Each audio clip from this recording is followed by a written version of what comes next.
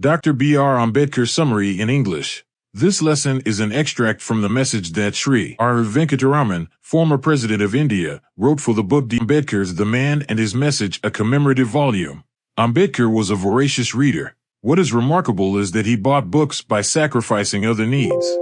The author cites two instances to show what an avid reader Ambedkar was. In New York, if he bought 2,000 books. In London, where he went for the second round table conference, he bought books which had to be sent to India in 32 boxes. There were different influences that made Ambedkar fight for an egalitarian society. The 14th Amendment to the Constitution of the USA, giving freedom to the Black Americans, Mahatma's movement for the welfare of the Harijans. Phule's attempts at a classless society had an impact on Ambedkar, and he started his crusade for the uplift of the downtrodden through his newspapers Muknayak, Bahishkrit Bharat, Samata, and his institutions Hitakarini Sabha and Independent Labour Party. Ambedkar impressed all as the elected member of the Bombay Legislative Assembly. He made effective contributions to the debates in the Assembly on a variety of subjects. The Indian National Congress chose Ambedkar as the chairman of the drafting committee of the Constituent Assembly, though Ambedkar was not in the Congress. This afforded Dr. Ambedkar the opportunity to give the most notable and permanent shape to his social philosophy. Ambedkar took painstaking efforts in framing the fundamental rights, which he did keeping in mind the Indian situation as well as what he had seen in other nations. Aladi Krishnaswamy Iyer, K.M. Munshi, and N. Gopalaswamy Iyengar, the other members, contributed their might, and the constitutional advisor, B.N. Rao, helped Ambedkar in explaining to others the complicated legal concepts in a layman's language.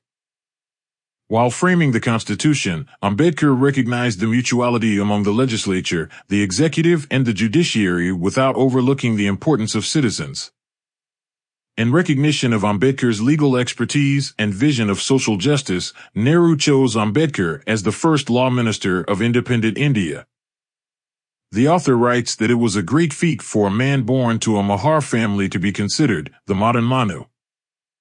It is because of the efforts of visionaries like Ambedkar, people belonging to the scheduled castes enjoy equal opportunity in different fields of higher learning and public services. However, the writer laments the fact that there are instances of discrimination against the scheduled castes and scheduled tribes even now, and if we have to consider the work of Ambedkar fully done, this should stop. The author voices his opinion that in a free, democratic India, if there are instances of civil disobedience in the form of strikes, it would be, as Ambedkar remarked in the past, grammar of anarchy. This does not augur well for the country as it involves loss of public property and even lives.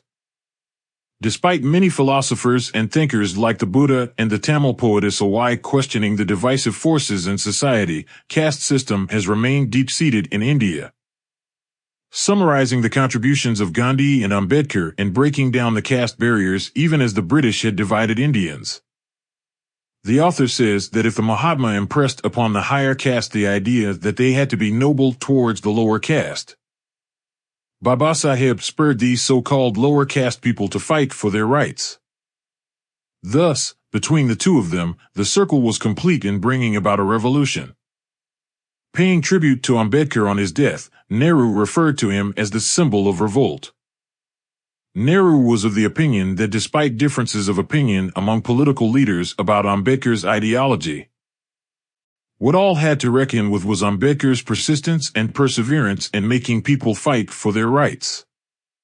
The author ends with the hope that soon Ambedkar's dream of an egalitarian society would be a reality in India.